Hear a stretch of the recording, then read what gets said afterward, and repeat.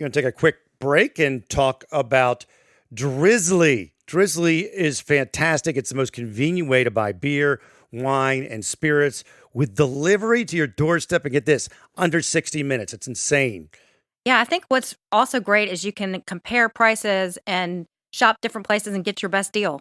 And you're shopping and you're doing a lot of cooking during the holiday season and you're all busy and all of a sudden you're like, oh, I need that bottle of wine. Wrapping presents and you don't want to have to take time to run to the store. Or you forget a gift. Yeah. And you need it delivered real quickly.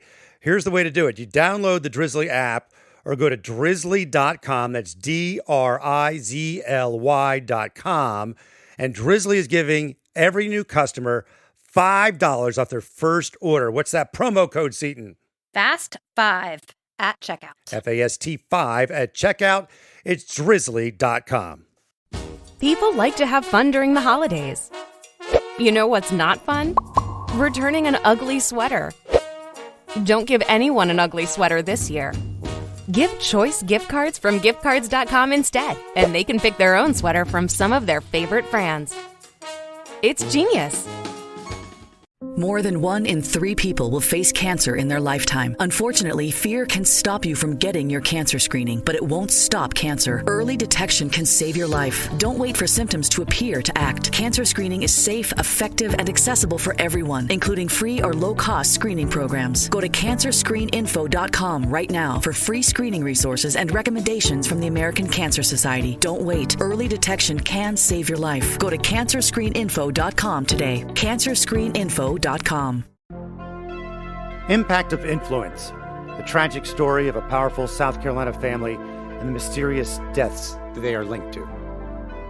Welcome back, everybody. Thank you so much. We had a lot of great response to the podcast so far, and we'll keep updating things as they happen, and they are unfolding slowly in some cases, quickly in others. If you haven't listened, go back, binge all that, and find out what's going on. Rate, share, comment. A little background, if you haven't. Seaton, hello, by the way. Hello. Hello. The Murdoch family, Maggie is the mother of Paul Murdoch. They were murdered on June 7th. Their bodies found on one of the Murdoch properties. The Murdoch family has been around forever, a very powerful family in the Low Country. There's a whole podcast devoted to how that power came to be and what positions they held. And it's just so crazy that they've been surrounded by death and murder in many ways, even way back to the grandfather who was hit by a train many decades ago. But in 2015, Stephen Smith was killed. It was ruled a hit and run at the time. We've got more updates on that because the case is reopened. 2018, they had one of the workers in their property die. A lot of details are unknown about that. And in 2019, there was a boating accident where Paul, the victim, Paul Murdoch, was charged with 3 felonies with the death of Mallory Beach in the boating accident. There's an episode devoted to that as well. So, as you hear from just that, there are plenty of possible suspects that had an axe to grind were the Murdochs. And I don't even know where the police will begin with all the possibilities. But let's begin on the latest with the homicides that have come out since our last episode, and maybe to touch on that again. Seaton, what do you have for us as far as those homicides on June 7th? Well, it's been reported that Maggie's phone was found a couple of miles away from her home. So that kind of brings up, I guess it was rainy that night. So, what was on the phone? Why was it found away from her house? Right. Possibly, was there DNA on the phone, but it was raining? Would that still be there? They had an episode on the Banfield show. One of the experts says, no chance for fingerprints in rain, but DNA can survive rain if there happened to be something on there. And also, what were the texts? Like, what were her texts that day or in the days leading up to her death? Or, for that matter, years. Right. We don't know how long the text messages could go way back to the 2015 Stephen Smith incident. They could Satterfield. We got the Mallory Beach boating incident, accident, fatality. So who knows what possible things they found on that phone. Right. Voicemails, texts, lots of information. But SLED South Carolina Law Enforcement Division is being pretty tight-lipped about what they found. So all we know is that there was a phone found, but we don't have any real information besides that. The second thing was the Island Packet reported that there was a black SUV towed from the scene, from their hunting lodge. So I can't really come up with anything in my mind why. I mean, obviously, it's tied in some way. But what would that be? Do we know if it was the Paul or Maggie's? They haven't SUV? released whose car it was, but other than it was a black SUV, I don't know if it was they owned it or if it was left there by someone else. But it could be anything like someone leaned on it with a palm print or a fingerprint, or who knows? Who knows? Yes. Or they want to clear tire marks, but there could be many reasons. Exactly. And then Banfield reported, this was actually crazy to me. She had an attorney source that said there was a gun recovered that had unknown DNA. And who knows if that source is accurate or not, but it is a hunting lodge. I mean, there could be guns everywhere. Right. But they didn't say where, because they didn't say where it was found, right? They did not say where it was, just that there was a gun recovered. And I'm certain that there had to be other guns there. It was a hunting lodge. Obviously, there would be guns there, but it could have been a gun outside. Was this gun recovered close to the bodies of Maggie and Paul? Mm-hmm. We don't know. Or in the SUV. Right. Who knows? And the other thing that her source revealed, which blew my mind, was that they took 2 days after the accident, one of the boaters from the Mallory Beach accident, they swabbed the hands for gunshot residue. We don't know which, but one of the people on that boat. That's what her source has reported. Also, that just blew. I don't know how long gunshot residue stays on your hands. I don't either. I guess it's worth a shot, right? But they would have to have some sort of motive or tip to want to go just test this one particular boater. If you speculate, you could say that maybe one of the boaters was extra angry. I mean, they're all angry, I'm sure, at Paul, because he was allegedly the one. Well, he was charged with driving the boat, so maybe the person had been mouthing off a lot lately.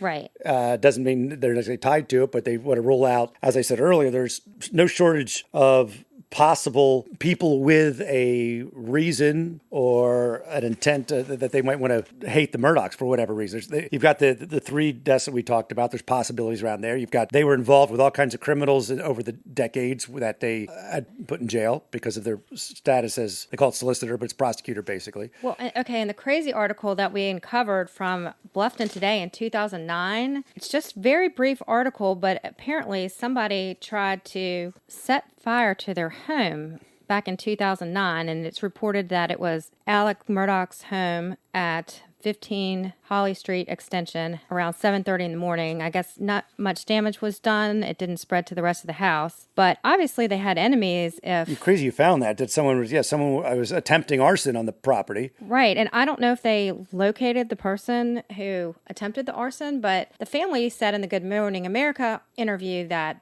they had no known enemies, but I mean, I've never had anyone try to set fire to my house. Right. They're grieving and going through stuff, and they did say that there was threats made to Paul. It is hard to believe that they wouldn't realize that they also had, all the lawsuits against businesses and companies, and they put people in jail, rightfully or wrongfully in some cases.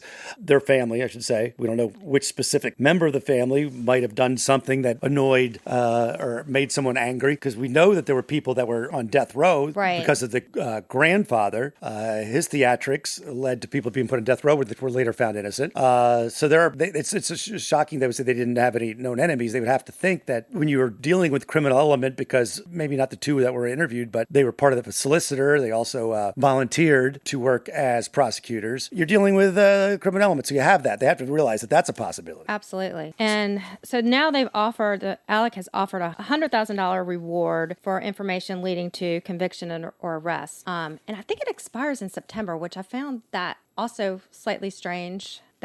Why such a short time frame? Maybe there might be some reason for that, insurance-wise, or if more and more things come out and then someone gives a tip, but the tips was already about to come in. It's hard to say. Maybe they have to re-up it. Okay, let's move to the latest on Stephen Smith. 2015, ruled a hit and run. Many questions around it, including his mother, who you've had struck up a relationship with via text and Facebook for over a year now, long before the Murdoch homicides. And you've been talking to her over this time, and she's been saying that she was very suspicious of that hit and run ruling, but now it is open. The case is open again. Yes. And actually, I had to clarify from our last, we did a whole episode on Stephen Smith, and I sent it to her and she said she loved it, which was That's great, yes. really great and meant a lot to us. But she did say one thing that we reported was wrong.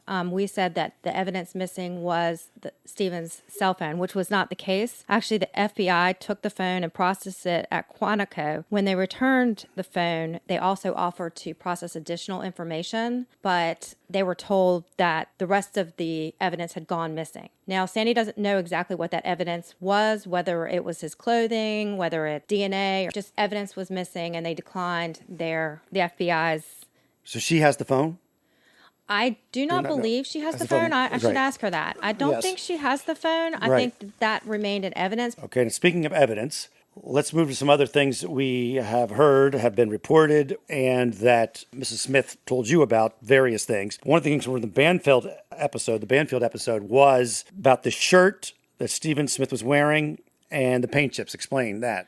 So I guess he was wearing a Nike shirt and they found blue paint chips, which confused me a little bit because I thought that they didn't really have evidence of any sort of vehicular accident, but I don't think I think that's more talking about there was no road debris or anything. Right. But they found blue paint chips, and what Banfield reported was this matched a paint from a dune buggy that was similar to what the Murdoch family had at their home. That's what Sandy is saying. It was they said a Toyota or an industrial tool. Right. And they supposedly had a dune buggy and a mule. That's the mule that, that'd be crazy. And then one of the experts that we heard interviewed said that there's a database that investigators have. If they did have the paint chips, they're able to look it up. You know what? Thinking of is really interesting is when they reopened the case, they said evidence found at the Murdoch home. I wonder if it happened to be the mule or the dune buggy, or whether that's long gone. But we don't, hate to speculate about what the possibilities are there, but that's what Sandy is saying about the blue paint chips, right? That she's the only one we know of that has said that that they had a dune buggy and a mule. At least that's the way I understand it from the Banfield episode and other things I've heard from. All right, take a break for a moment. Talk about a new concept in glasses, sunglasses, contact lenses, and eye exams. I'm talking about Warby Parker. I've been using them even before they signed on with us. Love the free home try-on program. It's awesome. Yes, this is the first time I've tried Warby Parker, and you get to order 5 pairs of glasses, try them for free for 5 days, and there's no obligation to buy. They ship for free, including a prepaid return shipping label. Yes, and I took the quiz, and I found out I needed wide. They have everything from extra narrow to extra wide. Yes, and the quiz helps you, and the selection, amazing. When I show people the Warby Parker app that allows you to do a virtual try-on, they're blown away. Remember, don't let your FSA and HSA dollars go to waste. Put them to good use in Warby Parker prescription glasses, prescription sunglasses, contact lenses, and eye exams. Glasses start at $95, including prescription lenses. Warby Parker is committed to providing exceptional vision care online and in stores. Try 5 pair of glasses at home for free at warbyparker.com/Murdoch. That's warbyparker.com/Murdoch, Murdaugh. People like to have fun during the holidays. You know what's not fun? Returning an ugly sweater. Don't give anyone an ugly sweater this year. Give choice gift cards from giftcards.com instead, and they can pick their own sweater from some of their favorite brands. It's genius. So the other evidence, we got the blue paint chips. We also, what I thought was interesting too, was about the FBI telling Stephen's mom that they wanted to do a rape kit, and SLED said no. Right, and they also wanted to test for gunshot residue. Right. And yeah, they declined. I don't know if it was SLED that declined or if it was the pathologist. It was a SLED that said no, did not want the rape kit done. Okay. That's the way I heard it on that episode on the Ashley Banfield show, which is really odd, alleged hit and run. Why would they want to do rape kits? So that's obviously odd. If you think about it, the only person who felt that it was a hit and run was the pathologist. No one else.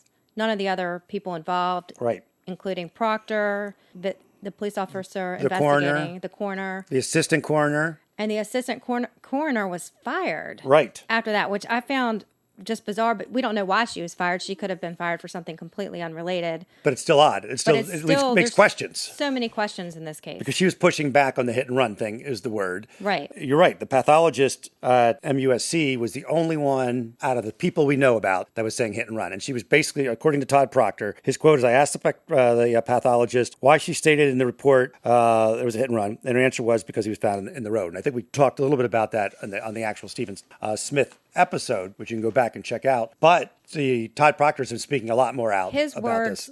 His words are so powerful. I mean, he was on Fox News, and he came out and he said he thought the body looked staged or placed. Mm-hmm. And he actually kind of brought up the question, did someone put the body there at this rural road in the middle of the night in hopes that it really would be run over by somebody? So it would actually look like a hit and run if it had been run over by somebody. And he had also asked the pathologist that they were having a very, I guess, heated discussion about could it have been a bat? And the pathologist said, well, did you find a bat? And that's what he said, I'm not going to talk about that. She said it's your job to find the bat. Right. Obviously, he's making some sort of leap. Now, one of the experts I heard talk about said that in a car accident, crazy things happen to the body. Never really know what's going to happen because of the inertia, the force, and whatnot. So that guy said it's possible it's a hit and run, because even though it seems weird that you would say, because he obviously died from blunt force to the head. Right. But he had things that make people curious are the separated shoulder,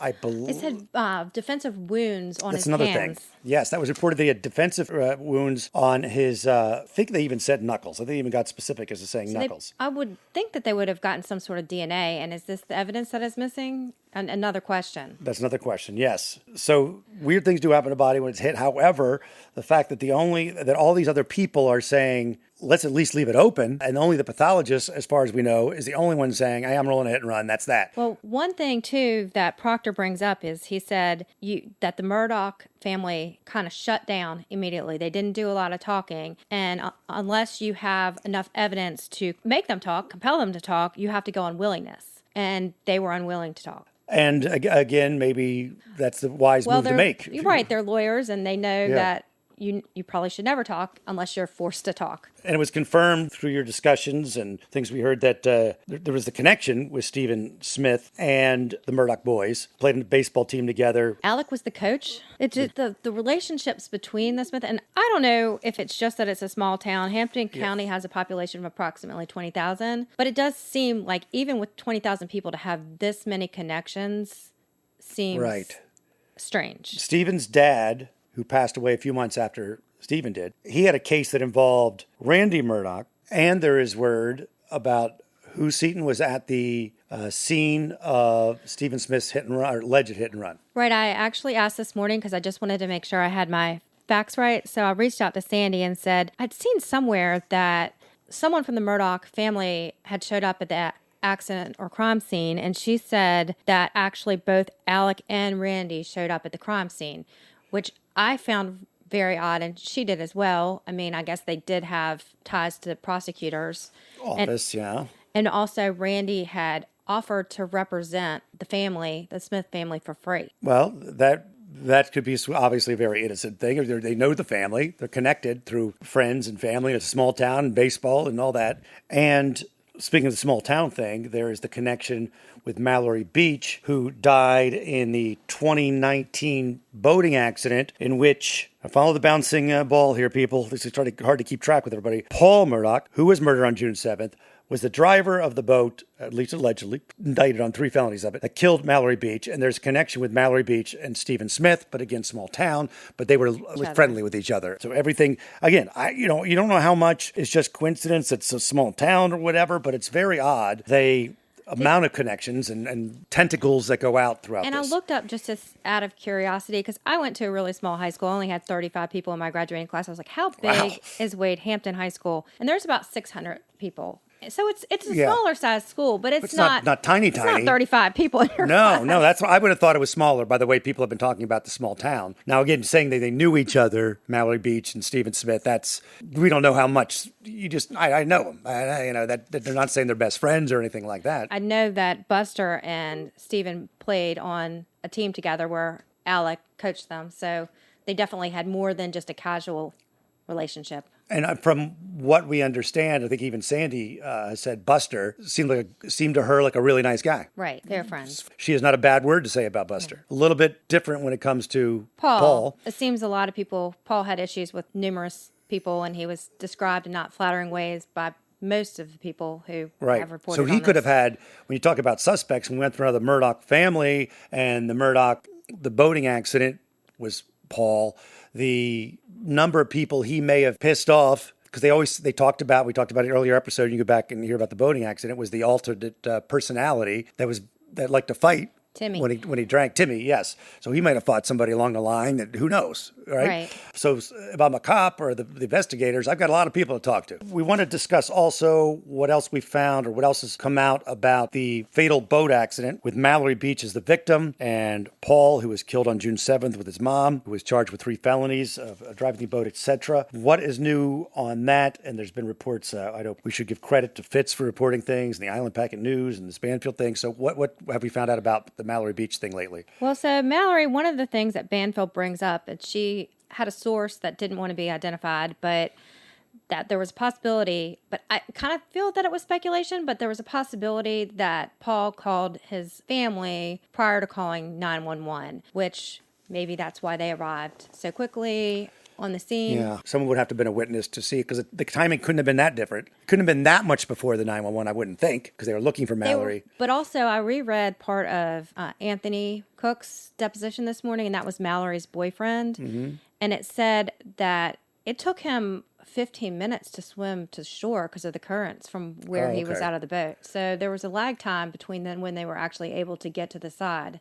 And I'm still interested in, we have not found yet, unless you found out since we last talked, about the phone that was used to call 911. I'm curious, did you find that out? Anthony actually had his phone in some sort of bag. Gotcha. But it did take him, according to his deposition, it did take him some time to get it working. But at least I know of at least one cell phone that was working. But again, 15 minutes to swim minimum, because they really, when you're all crazed and things are going on, do you really know exactly 15 minutes? And no, he said he woke up, he thought he'd fallen asleep. He woke up in the water, so who knows how long? I think right? you're very foggy at this point, and they all had been drinking as well. So. Right, and it was foggy, and it was complete darkness. It's easy to not know exactly how much time elapsed, who called when. So, okay, there is that rumor that he called his family first. Doesn't necessarily mean anything. It's as a kid, you might just do that. That might be your mom. I just did an accident, whatever. No, one time I was driving to Charleston. I was moving to Charleston, and my car caught on fire. And I was driving a vehicle. Lynn was following me, and we drove to the next exit. This is prior to cell phones, and we called our parents, and they're like, "Hang up and call 911." Yeah, you don't know in a panic situation. I think I was close in age to where they were. Yeah, I know we wanted to talk about Mallory Beach and the boating accident. There was this weird thing that was on Paul's obituary page, and that was what? It just, I don't remember exactly what it said, but someone posted something from her on his page. And it was reported by someone and taken down. It said rest in peace. It definitely was, but I would assume that would probably be pretty offensive to a Beach family. That's true. But I'm wondering if police are looking into who posted that, because that could be someone who could have potentially been involved in this double homicide. Possible suspect thing. And also the Fitz report about the alleged obstruction of justice. What do you have on that? All right, so I'm going to quote the Fitz article. It says, in the aftermath of the double homicide 4 weeks ago, this news outlet has learned that Alec Murdoch and perhaps other members of his family are part of an ongoing investigation into an alleged obstruction of justice related to ongoing boat crash investigations. So nothing has been charged yet. They're investigating. It says, according to their sources, there's an investigation, and it's before a statewide grand jury in Columbia, South Carolina. That's pretty big. That's pretty big. I don't know, but in the Island Packet, they also reported this, but the spokesman for the Attorney General's office, Kittles, would not confirm or deny it. Is this something that's secret, or is this public knowledge? We will have to get our man, DA John Snyder, back at it, find out what the dealio is on that. So that is our latest on the Murdoch family and all that surrounds them. And there's a lot to chew on there. And I'm sure things will continue to leak out. There's going to have to be some statements at some point by law enforcement. I would have to think. We're over a month since the June 7th murders. People on social media are talking about this being a cold case, but I really feel like... I don't think it's cold yet. I don't think so. I mean, I think that in this high profile of a case, they're going to want to make sure that they have everything done perfectly. Right. I don't think a month is a long time if you're gathering evidence, and it's possible that they're not only gathering evidence from one crime. Right. There could be a lot of other things involved here. Well, but they're not reporting that there's any threat to public safety. They made it very clear that they believe there's no threat to public safety, which they better hope there isn't if they're out there saying there's not. Right. And well, the other thing, too, that I did going back to the double homicide, thinking if it's true that they found the gun and unknown DNA, that does kind of go back to the hit. One of the reporters, I don't forget which reporter it was, who reported that they were tied up and shot in the back of the head, right? That was one, yes. Yeah. So that's not your normal revenge killing. You wouldn't think that first of all, you think a revenge killing wouldn't have as much cover up. Like there'd be a lot more evidence laying around, right? Unless you really, really planned it. Right. This was definitely not a crime of passion. That's what I mean. Yes. I shouldn't say revenge killing. It definitely could be a revenge tied to it, but it's a well thought out, apparently, because there doesn't seem to be any evidence or anything laying around, or not that they're reporting on, and it hasn't been an immediate arrest. So it makes you think there was a thought out situation. Right. And nothing, we know of nothing of a robbery gone wrong or anything like that. We've not heard anything like that. They did set up the sled tip line, but if they had no information at all, they would have to say there's a threat to public safety. Unless they say, we know that it wasn't robbery, so we don't think people are just going around randomly killing people, because there's no robbery, there's nothing stolen, there's nothing gone. This is a targeted murder. We will update you. The more we find out, the more you will find out. And thank you again for listening. Share, comment, rate, send us notes if you'd like to. We'd love to hear from you, and hopefully we'll talk again soon. You need a work schedule that fits your life, and Amazon has shifts that help you make the best use of your time. Whether you're a night owl, early bird, weekend warrior, or somewhere in between, discover the benefits of thinking outside the 9 to 5. You decide whether to seize the day or the night so you can get back to what matters most. Go to Amazon.com/shifts to learn more. That's Amazon.com/SHIFTS. Amazon is an equal opportunity employer. I've been working at Skyline for 5 years now, and I love it.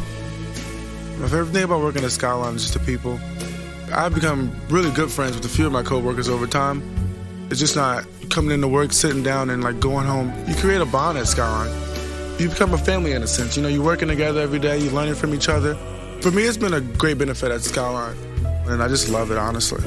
Skyline Chili is now hiring. Apply online at skylinechili.com/careers.